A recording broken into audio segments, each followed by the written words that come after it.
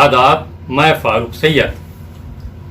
दोस्तों, हम महाराष्ट्र और झारखंड के अपने व्यूवर्स को आज के एपिसोड में एक टारगेट देना चाहते हैं, 100% वोटिंग का target. Democracy government of system में इलेक्शन बहुत बड़ा ओकेजन होता है और इस जंग का सबसे बड़ा हथियार है वोटिंग। हम उम्मीद करते हैं कि महाराष्ट्र और झारखंड के हमारे देखने वाले 20 नवंबर 2024 के असेंबली इलेक्शन में 100% वोटिंग का चैलेंज कबूल करेंगे। अमेरिका के सदर अब्राहम लिंकन ने जमहूरी निज़ाम हुकूमत डेमोक्रेटिक सिस्टम ऑफ गवर्नमेंट के फलसफे को इस तरह बयान किया है कि डेमोक्रेसी में लोगों की हुकूमत लोगों के जरिए और लोगों के लिए होती है और ये वोटिंग के जरिए ही मुमकिन है। वोटिंग के अमल या प्रोसेस के बगैर लोगों की हुकूमत लोगों के जरिए और लोगों के लिए बन नहीं सकती।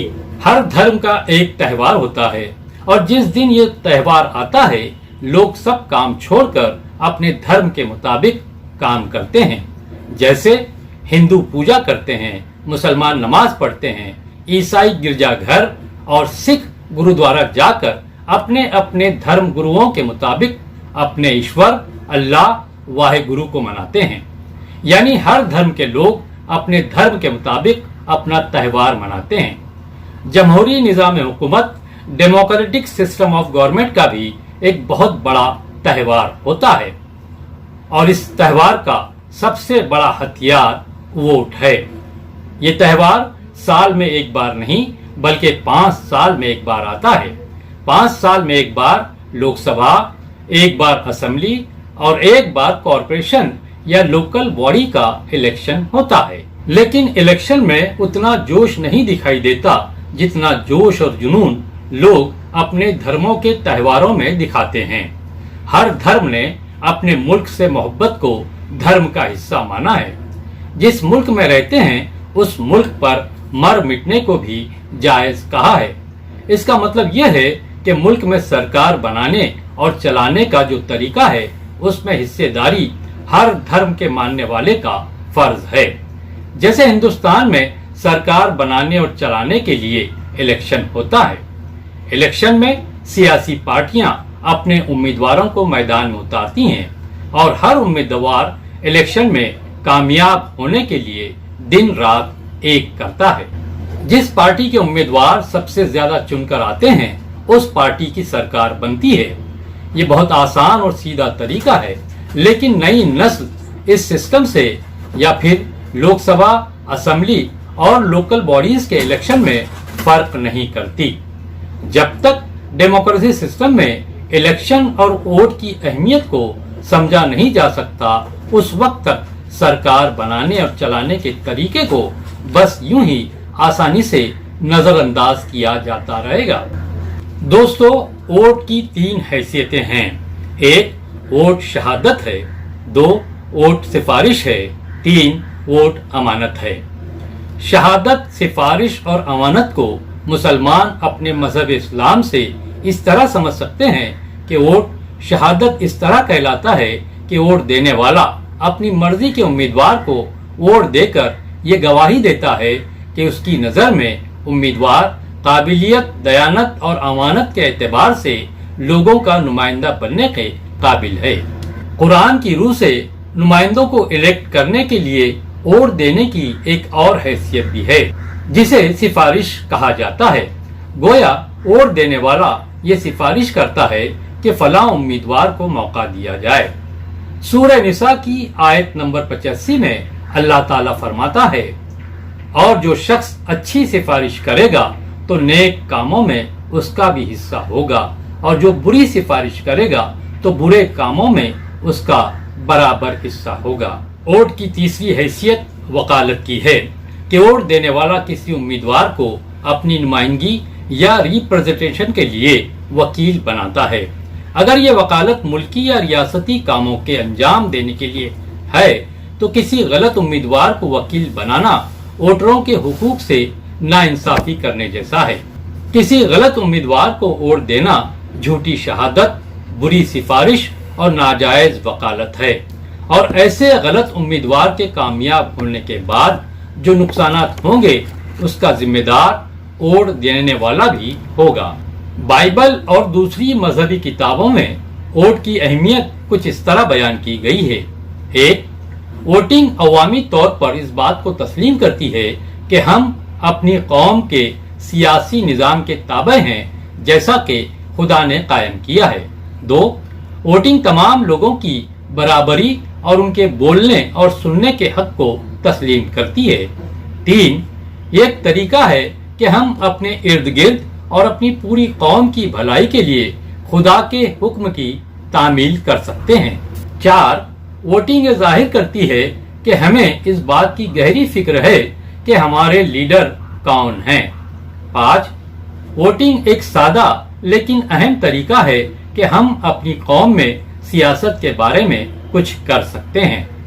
6, वोटिंग से इस तरह फर्क पड़ता है जिस तरह नमक के एक दाने से फर्क पड़ता है और इससे हम अपने माशरे पर अच्छे असरात डाल सकते हैं। 7, वोटिंग एक अवार्ड है जिसे मामूली नहीं समझना चाहिए। हम डेमोक्रेसी सिस्टम में रहने के फायदे उठाते हैं, इसलिए डेमोक्रेसी को कायम रखने के लिए अपना रोल अदा करना चाहिए। 8, ईसाई अपने शुरू के दौर में वोटिंग के जरिए अपने लीडर्स और अपने बड़ों को इलेक्ट करते थे। 9, वोटिंग का हक एक तोहफा है और इस हक को इस्तेमाल न करने का मतलब तोहफे से हाथ धोना है। वोट देना न सिर्फ हमारी मुल्की जिम्मेदारी है बल्कि हर मजहब ने इसे दीनी फरीजा भी कहा है। वोट देना, इलेक्शन में हिस्सा लेना और इलेक्शन की जरूरियात को पूरा करने का मतलब मुल्क के साथ मजहब पर भी अमल करना है। मुख्तसर ये कि हुकूमत और सियासत भी मजहब का एक अहम तरीन हिस्सा है। हर बार इलेक्शन से पहले वोट देने पर जोर दिया जाता है, लोगों को उकसाया जाता है, मगर 50 से 60% से ज्यादा लोग अपने हक का इस्तेमाल नहीं करते। वोटिंग से दूरी अपने फर्ज से कोताही है और वोटिंग मुल्क और मजहब का फर्ज भी है और कर्ज भी। हिंदुस्तान में रहने वाले मुख्तलिफ मजहबों और धर्मों के मानने वाले अपने मजहब और धर्म की बातों पर कितना अमल करते हैं, इस बात का अंदाजा वोटिंग के परसेंटेज से भी लगाया जा सकता है। जो लोग अपने धर्म की बातों पर भी अमल करके वोट नहीं देते, उनके लिए कोई कड़ी सजा ही वोट देने के लिए मजबूर कर सकती है। सरकार को चाहिए कि ऐसी कोई सख्त शर्त लगाए जिसकी वजह से भारत का हर शहरी वोट देने के लिए मजबूर हो जाए। सरकार की पूरी मशीनरी इलेक्शन और वोटिंग के लिए 5 साल पहले से ही तैयारियां करती है। एक एक बात पर बहुत बारीकी से ध्यान दिया जाता है कि कोई शहरी वोट देने के अपने हक से महरूम न रहे या छूट न जाए। लेकिन देश की आधी जनता को इसकी कोई परवाह नहीं है। हम चाहते हैं कि देश का एक एक शहरी वोट देकर अपने हक का, अपने फर्ज का कर्ज के तौर पर इस्तेमाल करे। कोई मजहब, कोई कानून किसी शहरी को वोट देने से नहीं रोकता। हमारी लापरवाही है जो हमें अपना फर्ज अदा करने से रोकती है। एक दिन की लापरवाही 5 साल की शर्मिंदगी, मजबूरी, लाचारी और अफसोस की वजह बनती है। वोट देने को जब आपके मजहब ने फर्ज कहा है, आपके मुल्क के कानून ने हक कहा है, तो हम फर्ज और हक को अदा करने में क्यों पीछे रहते हैं? 50% के आसपास वोटिंग फर्ज और हक से कोताही की बहुत बड़ी मिसाल है। हम अपने फर्ज और हक का इस्तेमाल न करके अच्छी पार्टी, अच्छे उम्मीदवार और अच्छी सरकार की उम्मीद करते हैं। अगर हर इलेक्शन में 100% वोटिंग को मकसद बनाया गया तो मुल्क में ऐसे वैसे लोग और ऐसी वैसी पार्टियां अपनी हद में रहेंगी। आइए 20 नवंबर 2024 को महाराष्ट्र और झारखंड में होने वाले असेंबली इलेक्शन में वोटिंग परसेंटेज बढ़ाने और इसे 80% से आगे ले जाने की हर मुमकिन और हर लेवल पर कोशिश करें। इसके लिए मैं या हर आदमी अपनी और अपने घर वालों की जिम्मेदारी ले और 20 नवंबर 2024 को पोलिंग के दिन जिस तरह अपनों की शादी में पूरा खानदान एक साथ शरीक होता है, उसी तरह पूरा खानदान एक साथ पोलिंग स्टेशन पहुंचे, अपने जागने का सबूत दे, अपनी मर्जी का उम्मीदवार और अपनी मर्जी की सरकार बनाने के लिए अपना हिस्सा यानी अपना वोट डाले। महाराष्ट्र और झारखंड असेंबली इलेक्शन में हम वोटिंग परसेंटेज बढ़ाने की शुरुआत कर सकते हैं और हम अपने आप को उन कंट्रीज के बराबर खड़ा कर सकते हैं जहां वोटिंग परसेंटेज 75% से ज्यादा होता है। जैसे पिछले इलेक्शन में डेनमार्क में 85.6%, स्वीडन में 82.6% और नॉर्वे में 77% वोटिंग हुई। अगर ऐसा होता है तो हम इलेक्शन के त्यौहार को जश्न के तौर पर मना सकते हैं। इलेक्शन में वोटिंग परसेंटेज बढ़ाना हर शहरी का फर्ज है। फिर देखें कि सियासी पार्टियां इलेक्शन से पहले अपने वोटर्स को भेड़ बकरियों की तरह सब पर चाबुक नहीं चलाएंगी और इलेक्शन से पहले या सरकार बनाने से पहले ही सरकारी खजाने को अपने बाप दादा की जागीर या प्रॉपर्टी समझकर वोटरों पर लुटाने के वादे और दावे नहीं करेंगी। जिस तरह इस बार महाराष्ट्र में तीन बड़ी बड़ी पार्टियों के गठबंधन ने अपने इलेक्शन मैनिफेस्टो में सिर्फ आसमान से तारे तोड़कर लाने के वादे किए हैं और ऐसे वादे करने में पार्टियों का जाता क्या है। किसी पार्टी ने वोटर्स की सबसे पहली जरूरत और बड़ी जरूरत रोटी, कपड़ा, मकान, एजुकेशन, रोजगार, मेडिकल और ट्रांसपोर्ट को मुफ्त करने पर जोर नहीं दिया है, बल्कि सब पार्टियों ने ऊंची इमारत पर खड़े होकर अपने वोटरों पर वादों और इरादों की बारिश की है। एक सच्चाई ये भी है कि इलेक्शन से पहले उम्मीदवार वोटरों को खरीद लेते हैं। 500 से 2000 रुपए के दरमियान कीमत तय होती है। अपने आप को बेचने से पहले एक वाकया सुन लीजिए। एक किसान के पास पहुंचकर उम्मीदवार ने 2000 में एक वोट की पेशकश की। किसान ने कहा कि मुझे 2000 नहीं बल्कि सिर्फ एक गधा दिला दो तो मैं तुम्हें वोट दूंगा। 8 दिनों के बाद जब उम्मीदवार किसान से फिर टकराया तो किसान ने फिर गधे की बात याद दिला दी। उम्मीदवार ने कहा, बाबा गधा 25,000 से कम नहीं मिल रहा है, इसलिए मैं गधा देने से मजबूर हूँ।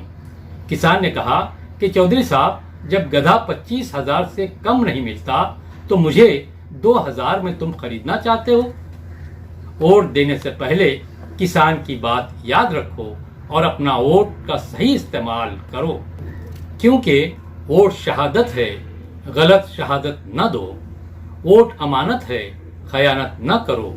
वोट वकालत है, गलत वकालत न करो, यानी अपने हक का सही इस्तेमाल करो। इलेक्शन बहुत करीब है, यानी 20 नवंबर 2024। इस वक्त सियासी पार्टियों और उनके लीडरों को चैलेंज करने से कोई फायदा नहीं है, क्योंकि जो पार्टियां सरकार चलाती रही हैं वो अपने पूरे पीरियड में जो काम नहीं कर सकी, इलेक्शन से एक हफ्ते या 2-4 दिनों में कैसे कर सकती हैं। आखिरी वक्त में क्या खाक मुसलमान होंगे? लेकिन चैलेंज दिया जा सकता है वोटरों को 100% वोटिंग का। हमें लगता है कि महाराष्ट्र और झारखंड के वोटर्स 100% वोटिंग का चैलेंज कबूल कर सकते हैं। फिर आने वाली सरकारों को अपने मैनिफेस्टो पर 100% काम करने का प्रेशर भी डाला जा सकता है। शुरू तो कीजिए। 20 नवंबर बहुत सामने है, बैलेट पेपर भी तैयार है। अपने बोर्ड पर वोट के निशान से इलेक्शन के त्यौहार का जश्न मनाइए।